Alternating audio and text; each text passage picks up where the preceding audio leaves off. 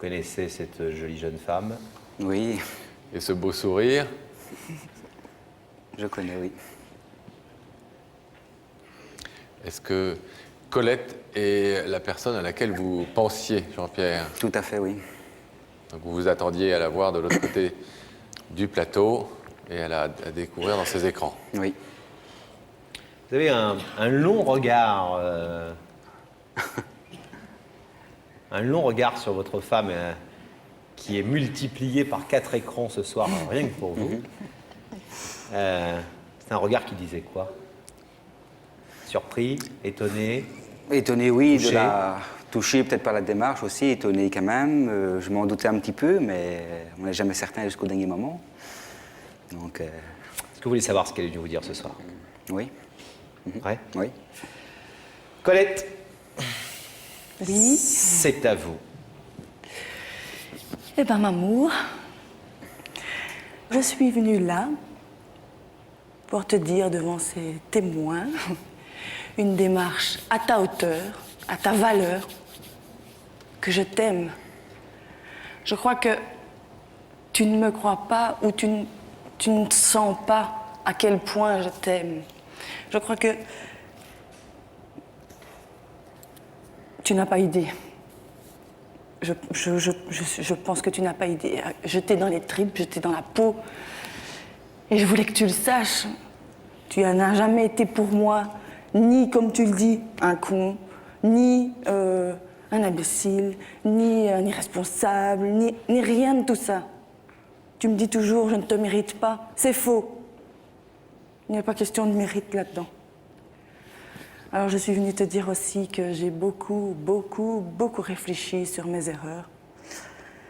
Je sais que je t'ai dit de prendre de l'air, de réfléchir encore 15 jours, le temps que je recommence à travailler et tout ça. Et en fait, ça ne s'est jamais terminé.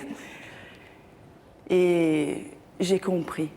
Je pense que mes erreurs ont fait que tu n'es pas revenu. Je pense que j'ai été trop derrière toi, trop à te demander, trop demandeuse, trop avec les enfants. Et en fait, on s'est perdu, nous.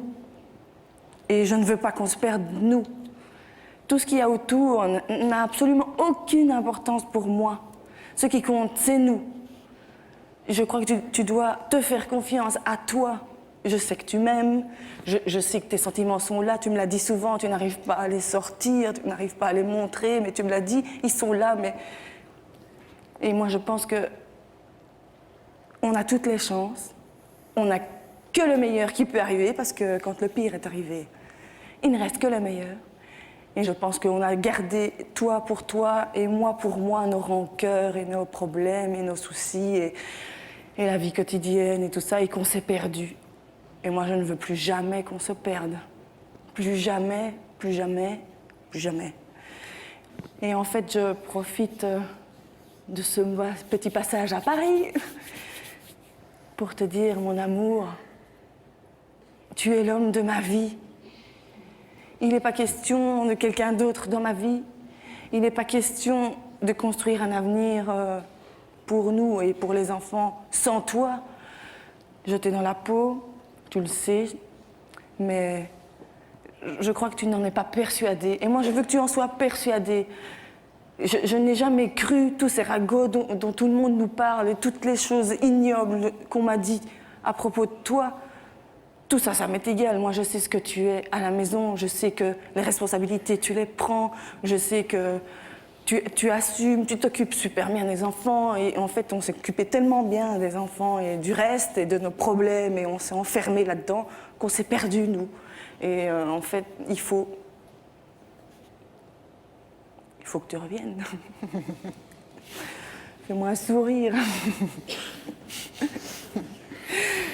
Je sais que tu doutes toi-même de ce qui t'arrive, de ce que tu ressens. Tu me l'as dit, tu ne sais pas où tu en es, tu ne sais pas où tu veux aller.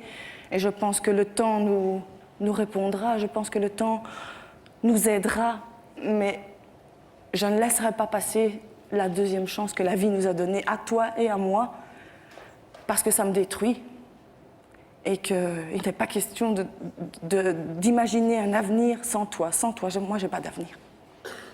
Je veux dire, je ouvre le rideau, je l'arrache. Tu sais que je ne le ferai pas, mais je veux dire, c'est vrai. Ce qu'on vit là, c'est la réalité. On n'est pas dans un rêve, on n'est pas en train de... Les problèmes, on en aura encore. Des soucis, on en aura encore. Des enfants, on n'en aura plus. Donc... Non. Je t'aime, mon amour. Plus que tout. Tu es l'homme de ma vie. Je peux pas imaginer vivre sans toi. J'ai promis que je pleurerai pas. Donc, je fais une demande de construction de vie avec le temps. Je ferai les efforts qu'il faut. On va se retrouver, nous deux, et on sera plus forts que tout.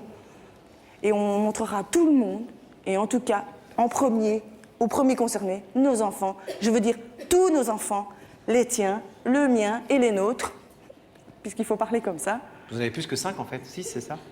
Oui, Oui, 6 six. en tout, oui. 6 ans. Oui. 6 enfants. Pas facile.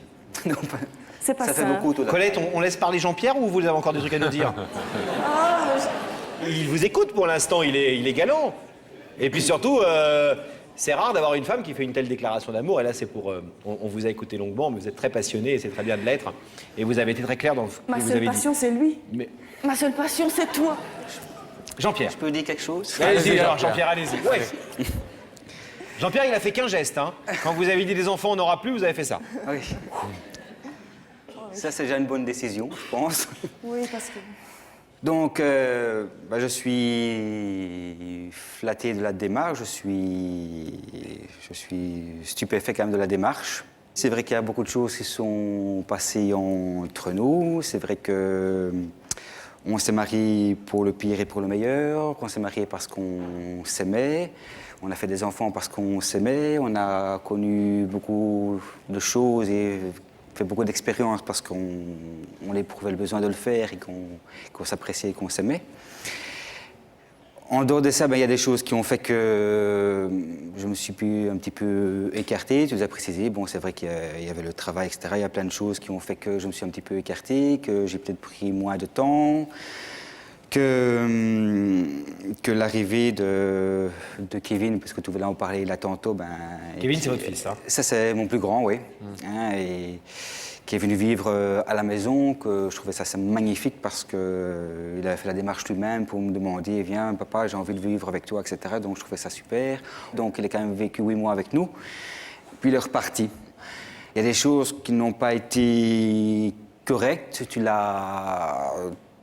as peut-être mal géré la chose. Un enfant de 14 ans, c'est pas toujours évident. Il est en pleine tranche de l'âge, etc. Donc tu as fait beaucoup de mauvaises choses pour lui. Tu as mis Maximilien sur un piédestal, comme il est toujours et comme il le restera toujours, que ce soit toi, que ce soit tes parents ou toute la famille. Maximilien, Donc, c'est le fils de Colette, sans vous. Qui a quel âge? C'est bien ça. Et Kevin, c'est votre fils à vous, sans Colette. C'est bien ça, oui. D'accord. Ils ont le C'est même bien âge, les garçons? Non, non, le mien a 16 ans maintenant et 14 ans quand il est arrivé à la maison et le sien a 8 ans maintenant, c'est ça? D'accord. 7 ans. 7 ans. Donc moi, j'avais peut-être pas la même conception de l'éducation et de la vie. Et je pense que ça c'est le coup qui m'a fait que quand Kevin est reparti, qu'il a dit bon, j'en ai marre. Je savais bien qu'il était pas bien chez lui, donc il vient chez moi. Enfin, chez sa maman, il était pas bien, et puis il revient chez moi. Il dit ça, c'est génial. Et puis que même chez moi, il est encore moins bien que chez sa mère, qu'il retourne chez sa mère.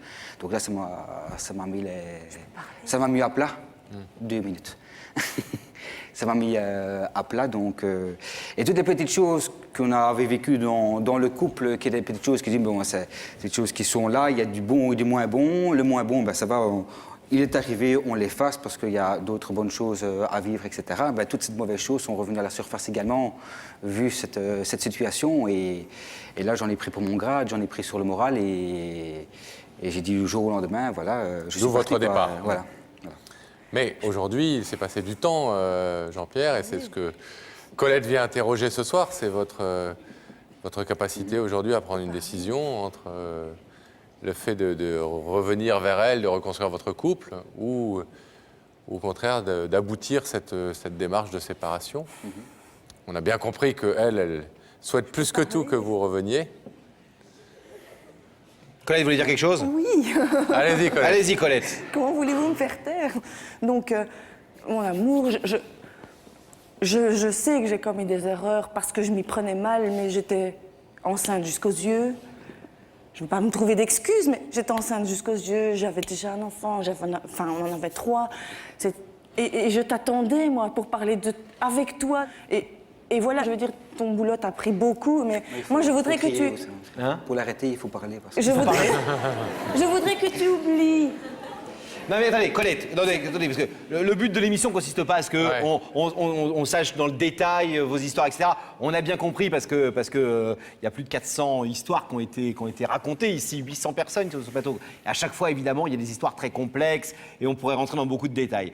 L'idée, c'est surtout que on a Colette qui ce soir dit clairement à Jean-Pierre, voilà, je reconnais mes erreurs, je reconnais que j'ai pas été bien, je reconnais que j'ai pas toujours fait ce qu'il fallait faire pour toi. Excuse-moi. Et je crois qu'elle l'a dit plus d'une... Et c'est déjà, je trouve, une grande qualité d'être capable de dire « j'ai fait les erreurs, y compris avec ton fils, etc. etc. » Et on a un Jean-Pierre qui, visiblement, sait plus très bien où il en est, a été très meurtri par tout ça, et qui le dit lui-même, il vous a beaucoup responsabilisé. Hein. C'est-à-dire qu'en quelque sorte, il a l'impression que tout ça est un peu de votre faute. Voilà. Il ne le dit pas en disant « c'est votre faute ». Il dit « c'est vrai que j'ai un peu peut-être mis sur la tête de Colette beaucoup de choses, peut-être un petit peu trop de choses, mais au final, on en est là aujourd'hui. » C'est ça, Jean-Pierre? C'est ça, c'est vrai. Bon, je lui mets beaucoup de choses sur la tête, c'est vrai, mais que tous les moments où je voyais que ça se passait pas bien, c'est vrai. Donc là, c'est vrai, c'est de ma Vous n'avez faute pas aussi. été là non plus à ces moments-là. C'est ça Je que n'ai vous pas dites. été à ce moment-là. Disons que je voyais la chose, mais je n'osais pas en parler. Alors, vu que tous les deux, vous reconnaissez assez bien vos torts et que vous êtes deux personnes plutôt intelligentes, c'est rare des gens qui reconnaissent à ce point leurs torts et qui ne mettent Vu pas... aussi qu'il y a 2 petits-enfants. Vu qu'il y a 2 petits-enfants. Aujourd'hui, qui sont nés de votre couple. Vu que visiblement, vous êtes capable de vous parler de choses qui fâchent un petit peu. Donc vous dites les choses, vous n'êtes pas dans le non-dit. La vraie question qui se pose ce soir, c'est Colette vous dit je t'aime, t'es l'amour de ma vie, t'es l'homme de ma vie, je veux qu'on construise ensemble des choses et que tu reviennes sur ta décision. Vous allez devoir nous donner une réponse sur cette question-là précise. En clair, est-ce que vous aimez suffisamment Colette encore? Est-ce que vous avez encore des sentiments pour elle, pour la maman de vos 2 enfants? Est-ce que vous êtes encore touché par cette femme qui est capable de vous dire des choses aussi jolies et aussi lucides? Ou est-ce que vous n'êtes pas encore prêt pour prendre cette décision? Ça, vous allez nous le dire dans quelques instants. Oui.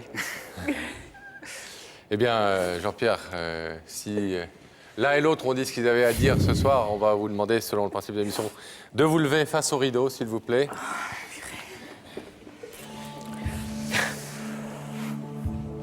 Colette est de l'autre côté de ce rideau. Jean-Pierre, Colette, dont vous êtes séparés maintenant depuis plusieurs mois. Elle vient ce soir vous dire à quel point vous comptez pour elle, qu'elle ne peut pas vivre sans vous. Elle reconnaît ses erreurs, vous avez aussi parlé des vôtres. Est-ce que vous voulez, ce soir, comme elle le demande, accepter cette nouvelle chance, ce nouveau départ qu'elle propose? Vous pouvez laisser ce rideau fermé. Il est fermé en ce moment. Vous pouvez aussi décider de l'ouvrir. En sachant, avant que vous donniez votre réponse, qu'elle nous a dit tout à l'heure clairement, mais je crois qu'elle l'a redit tout à l'heure, qu'elle vous laisserait du temps. C'est-à-dire qu'il ne s'agit pas dès ce soir, vous repartiez à Bruxelles ensemble et que ça reparte comme en 40. L'idée, c'est vraiment de se dire, voilà, faisons-le doucement, mais je veux que dans ta tête, tu débloques quelque chose. Il y a une décision de principe, en tout cas ce soir dans votre tête, que Colette espère, sachant que, encore une fois, ce rideau peut rester fermé. C'est votre liberté et Colette le sait bien et le savait en venant dans cette émission. Qu'est-ce que vous décidez, Jean-Pierre? Moment que j'appréhendais.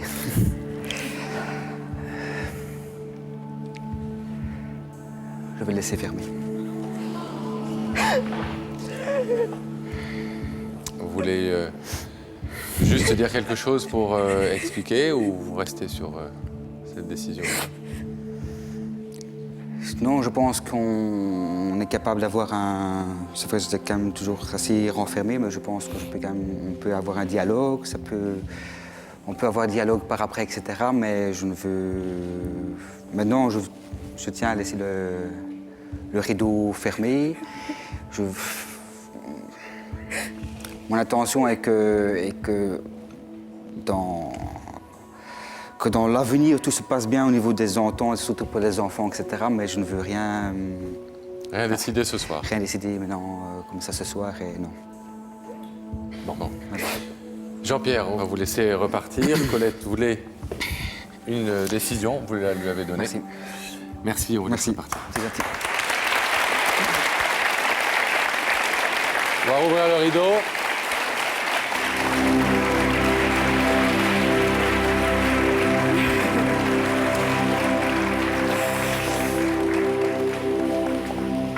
La leçon totale de cette émission, c'est qu'on ne force jamais les gens et les choses, y compris d'ailleurs tout ce cérémonial de télévision.